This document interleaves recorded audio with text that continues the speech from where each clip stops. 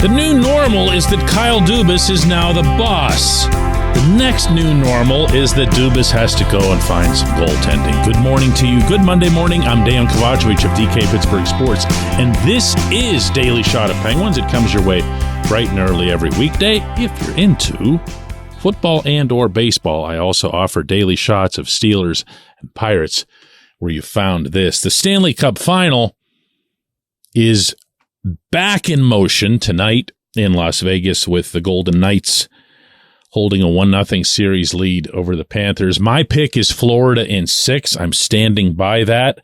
I felt like the Panthers in Game 1 really just couldn't get their feet moving, and we've seen that from them at times this postseason, where if they don't have everything firing on that forecheck, there's just not that much to their game. They're not going to skill their way through you. They have skill, but they're not going to, how do I say this without sounding silly? The Penguins can do things like that, probably better than the Panthers can, and not much else. But the Penguins are going to be able to skill their way through you and navigate enough to get goals even when they don't have their feet going. The Panthers need to have everything going so that they have that phenomenal forecheck, creating offense for them, taking the burden off the defense, taking the burden off Sergei Bobrovsky. I think you're going to see the Panthers bounce back, maybe in a very big way, starting tonight. I also think that it will not have taken until tonight for Dubas to start scouring. He's got to get himself a goaltender.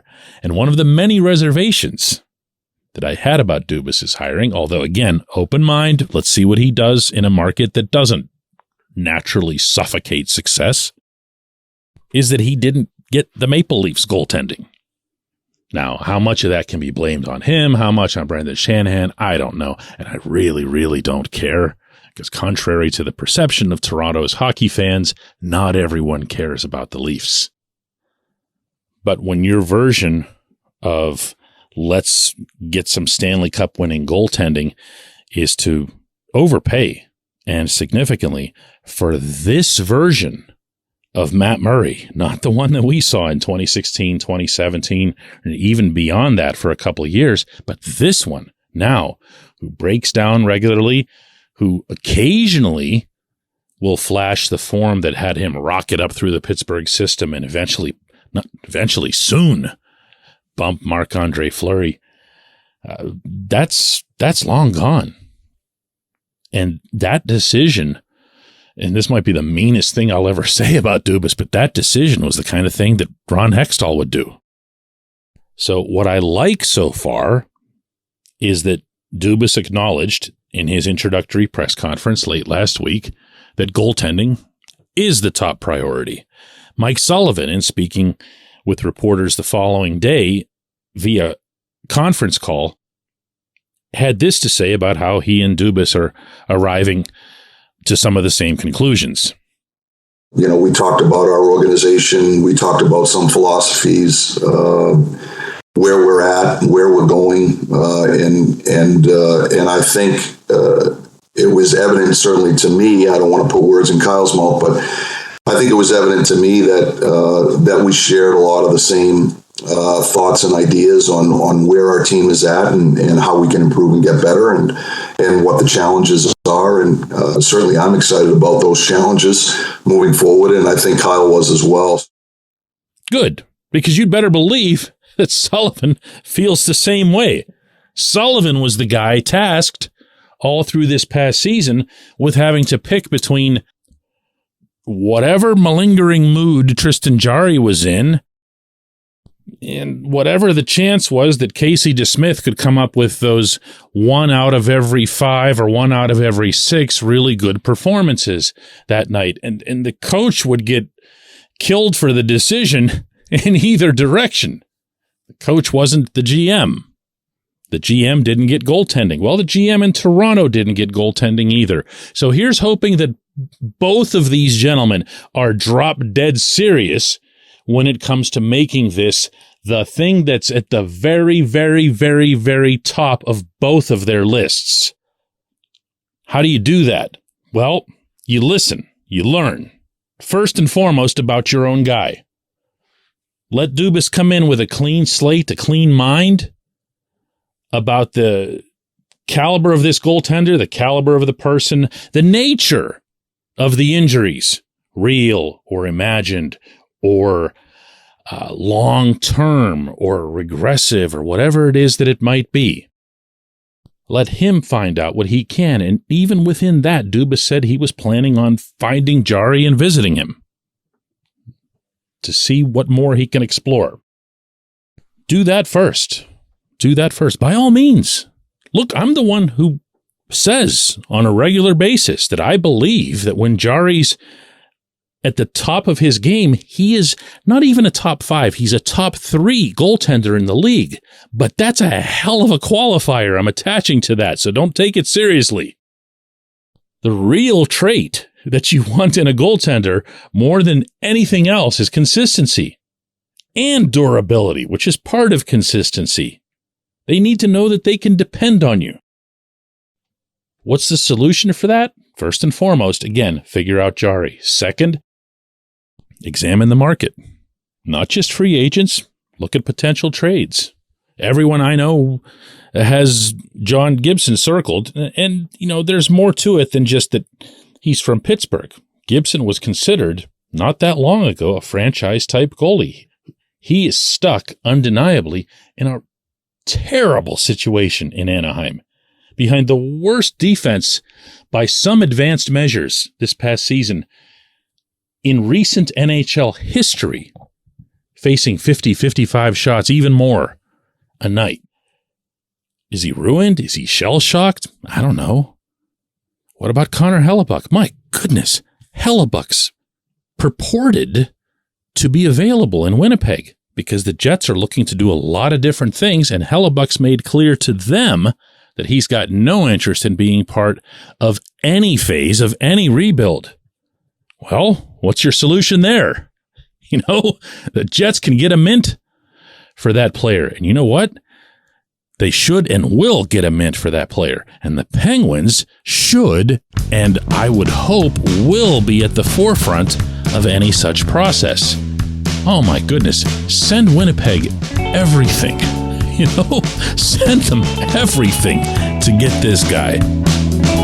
But yeah, start there. Absolutely start there. When we come back, J1Q.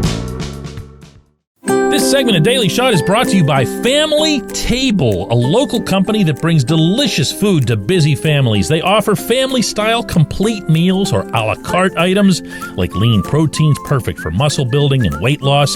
If you're not local, gift cards are also available for your Pittsburgh-based family and friends. Go to FamilyTablePGH.com. That's FamilyTablePGH.com and use the code DK40 or DK40 for 40% off and free delivery on your first order. Order by noon today for Thursday delivery.